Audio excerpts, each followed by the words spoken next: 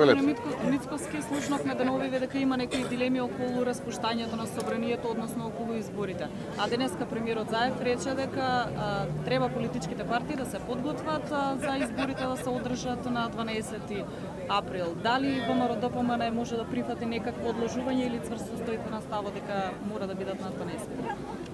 Ние имаме договор.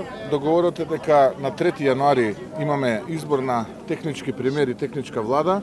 На 12 април 2020 имаме предвремени парламентарни избори. Тоа е договор кој што е постигнат во присуство на председателот на државата, господинот Зоран Заев, премиерот на државата, таму беа представници на политички партии и така натаму. И таму се разговараше и за можностите кои што денеска се дилема и кои што денеска ги рефлектираат од страна на СДСМ и онаа загриженост која што рефлектираат. Јас мислам дека загриженоста повеќе се темели на стравот од катастрофален пораз на следните предвремени парламентарни избори.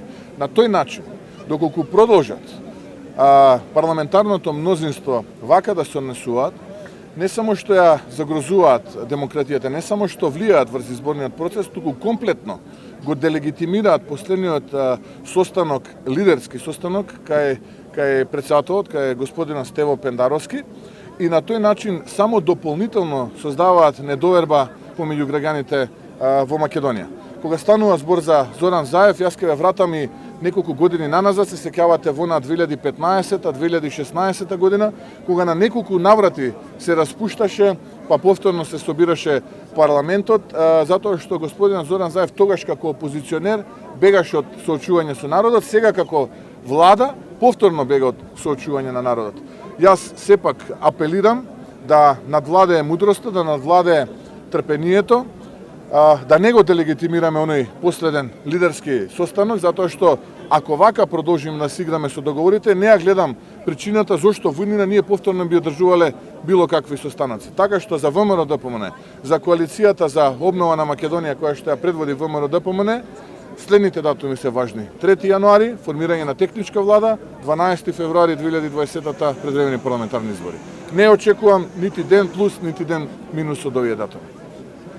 Премиерот Заев вчера кажа дека можно да се одложат изборите, денеска пак вели дека ќе на 12 април, тоа што се спремат партиите. Според вас на што се должи ваква да промена на неговиот став? Па ние сме сведоци за карактерот на Зоран Заев во минатото, дека имаме политика купи ден пројде, денеска едно, утре друго. Осцилацијата во неговите ставови не е од сега, не е од денес и од вчера, туку таа е низ месеците, тоест би бил попрецизен низ годините наназад.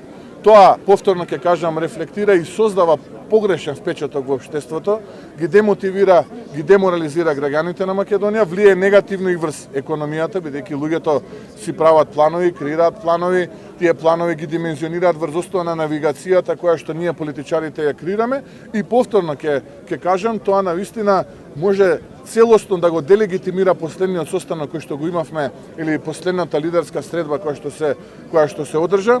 И на тој начин навистина не гледам како можеме ние во иднина да седнуваме повторно и да се договараме за сериозни теми кои што се од сериозно значење за граѓаните на Македонија. Така што повторно ќе кажам, еве и на вашето прашање ќе заклучам и ќе апелирам на разум да се почитува договореното. 3 јануари техничка влада, 12 февруари 2020 предвремени парламентарни избори. Имате ли одредено вие кадри за во новата техничка влада за министерствата и за дополнителни заменички? Немаме персонални решенија, се уште процесите се важни.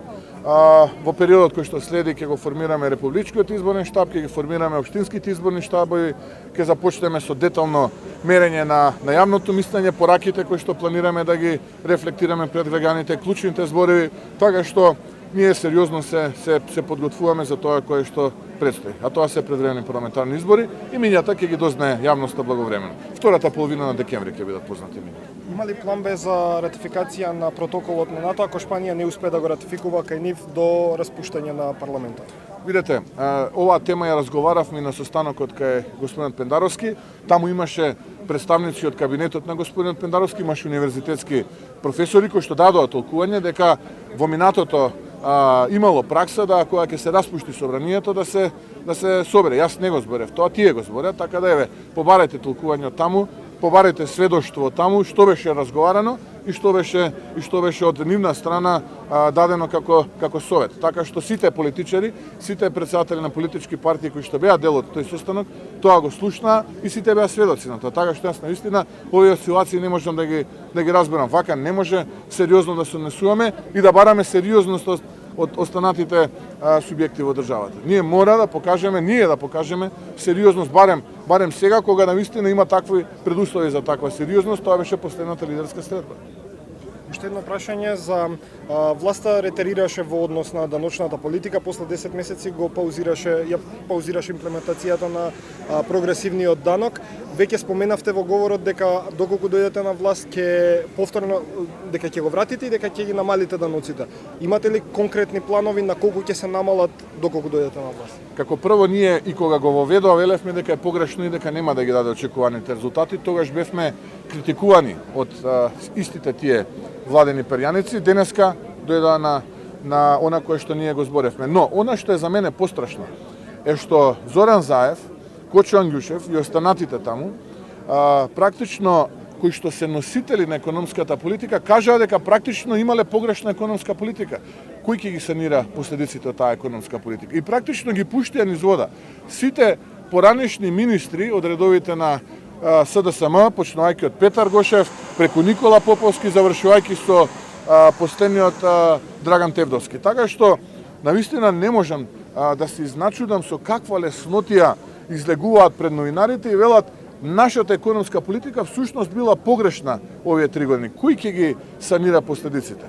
Имаат можност, еве, јас и оваа прилика ја користам и апелирам до Зоран Заев, до Министерството за финансии веднаш да ги вратат парите назад кај граѓаните и кон стопанството што ги наплаќаа како арач изминативе 9-10 месеци, да се вразумат.